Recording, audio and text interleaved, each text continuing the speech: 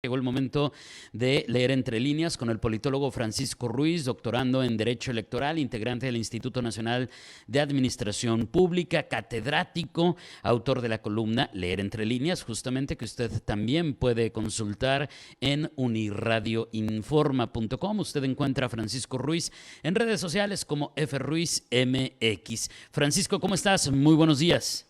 Muy buenos días, estimado David. Bueno, pues la verdad es que cada que escucho su introducción, en verdad me siento, híjola, súper importante, pero más que importante, halagado y agradecido con tus palabras. Como cada martes, David, estamos a tus órdenes. Oye, y aquí el público cada martes también reconociendo tu participación, lo cual también me da muchísimo gusto que enriquezcas este espacio informativo con tus análisis, con tus opiniones, Francisco. Y ahora sí me dio envidia porque desde que vi la cabeza de tu entrega del día de hoy, dije, ¿cómo no se me ocurrió a mí antes? Este, ¿Por qué? Es que la participación del día de hoy se llama López Hablador. Y bueno, platícanos, Francisco. Es que ya que lo escuchas, dice, pues sí, parece natural en medio de la jiribilla política, obviamente, una crítica política, pero también con su parte lúdica, obviamente. Pero platícanos de qué viene, Francisco.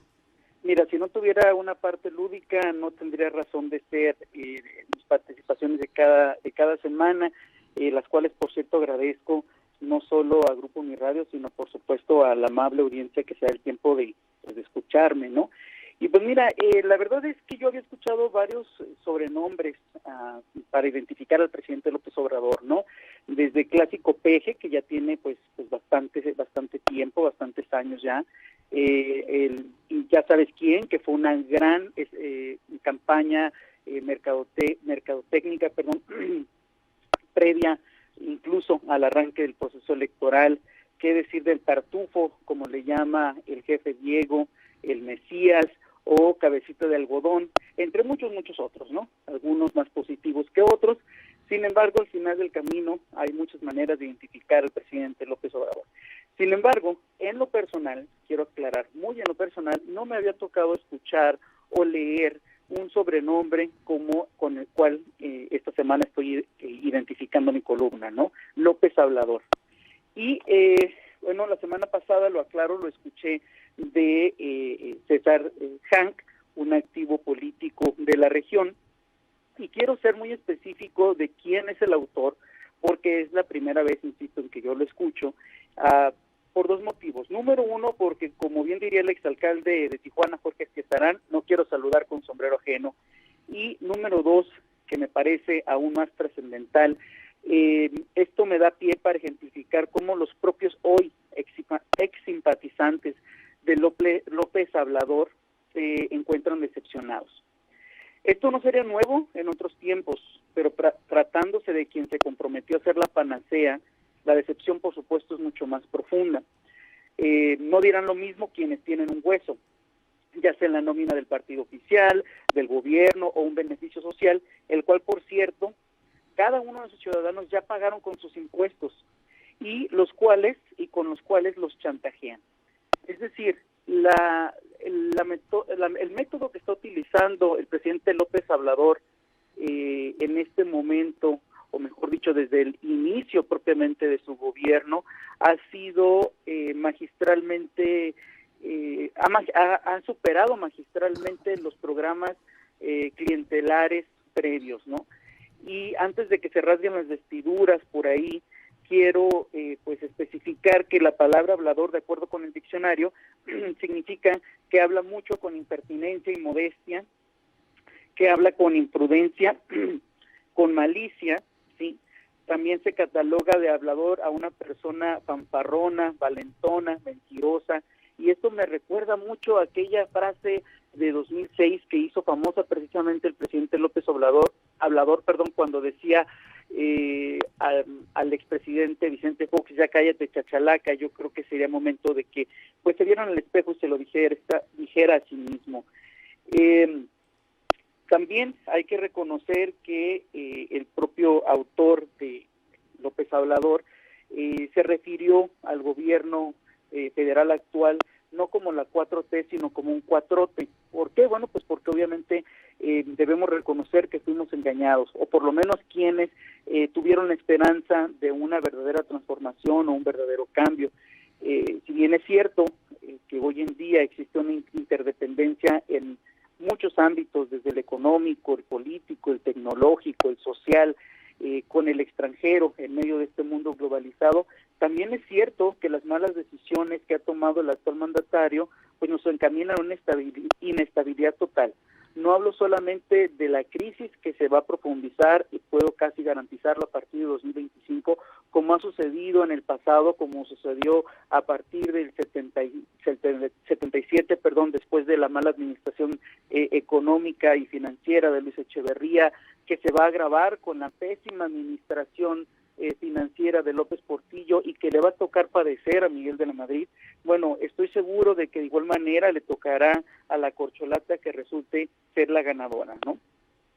Sin duda alguna, quienes lo padeceremos, quienes tendremos que enfrentarlo, pues no serán las corcholatas, no será el presidente, quien por cierto se irá ya mucho a su rancho, que sabrán cómo se llama, o si no, investiguenlo por allí, sino que definitivamente será quien resulte beneficiado con el dedazo presidencial que tanto niega el presidente, quien tendrá que buscar cómo minimizar el golpe que recibiremos. Incluso ya lo estamos recibiendo, lo vemos en los precios de la canasta básica, está tratando de manejar la economía pues con estrategias pues bastante más parecidas a ocurrencias que realmente estrategias, que no vemos nosotros reflejadas en nuestro bolsillo. Sin embargo, insisto, el presidente hará lo que tenga que hacer para minimizar estas crisis, que no se vean afectadas, que no se vean reflejadas durante su administración, sino hasta el que le toque a partir de 2024. Y bueno, por último, me quiero referir a el papelazo que se está aventando el secretario de Gobernación. Tal parece que ya se dio cuenta que no prende ni prenderá, ya ha tomado esta rivalidad en lugar de buscar el consenso, en lugar de buscar el diálogo, el acercamiento con las fuerzas de oposición, que ese es su deber, el diálogo político, fomentar, por supuesto, la integración de la federación, pues está ya cayendo en el enfrentamiento, me atrevo a decir, hasta ridículo, con gobernadores, desprestigiando no solo al gobernador, sino a la propia población, llamando a unos menos inteligentes que otros, pero sin duda alguna me queda claro que lo está haciendo con el propósito de llamar la atención, porque nomás no pinta. Y bueno, ni qué decir con la curva que les aventaron por ahí uno de los reporteros en una conferencia donde se encontraba precisamente el titular de la CEGOP junto con la jefe de gobierno de la Ciudad de México, y se la pasaron echándose flores uno al otro. Volviendo, y para cerrar, volviendo al cuatrote que nos puso el actual gobierno federal,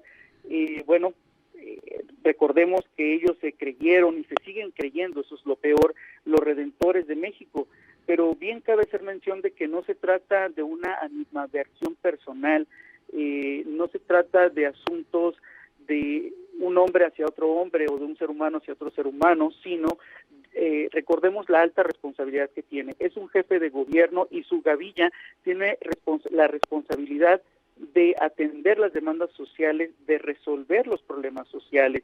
Y para ser honesto, me parecería muy divertido tomarse un café con algunos de ellos, porque son buenísimos para entretener, para distraer, incluso para divertir. Lástima que no son tan buenos para gobernar ni para resolver. Híjole, pues no puedo decir más que coincido contigo, Francisco. Hiciste que me acordara de tantos personajes de la política mexicana, pero bueno, en el ámbito lúdico, pues ya sabes, estos personajes del PT y este señor que quiere ser presidente y que insiste, y que no coincido nada con él, pero la verdad es muy divertido entrevistarlo, ya sabrás a quién me refiero, ¿no? Y por otro lado, también hiciste que me acordara de personajes como Gibran Ramírez, ¿no? ¿Por qué? Porque finalmente siempre ha quedado, por lo menos en cuanto a mí respecta, no voy a hablar por nadie más, pero yo siempre he tenido la duda si realmente él se decepcionó y deja el proyecto de la 4T o deja de ser López Obradorista por todo esto que nos cuentas y que me parecería natural, El o... cuatrote.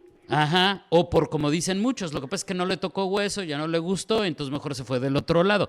Que digo, en el ámbito de la política podemos hablar mucho, pero finalmente son como temas súper interesantes. Me refería hace ratito, porque se me escapó el nombre, no te lo decía, a Noroña, a Gerardo Fernández Noroña. Es divertidísimo hablar con él. Pero la verdad yo no lo quisiera gobernando ni mi país, ni mi estado, ni mi municipio. Pero de qué es el señor divertido, a mí me parece sumamente divertido. Lo es, definitivamente. Y como bien lo apoda, incluso me parece hasta lascivo para el propio Changoleón, pero así lo apoda la senadora Lili Telles, ¿no? El senador Changoleón. Así es, y aquí lo hemos tenido en el estudio, y sí, nos hemos puesto unas divertidas, nada más que, pues muchas gracias, ¿no?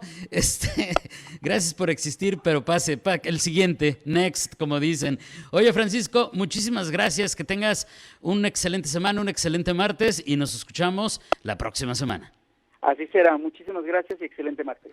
Gracias, es Francisco Ruiz, politólogo, doctorando en Derecho Electoral, integrante del Instituto Nacional de Administración Pública, catedrático, autor de la columna Leer Entre Líneas, que también da título a esta participación semanal. Esta columna usted la puede consultar, la puede leer en unirradioinforma.com, y a Francisco Ruiz usted lo encuentra en redes sociales como FRuizMX.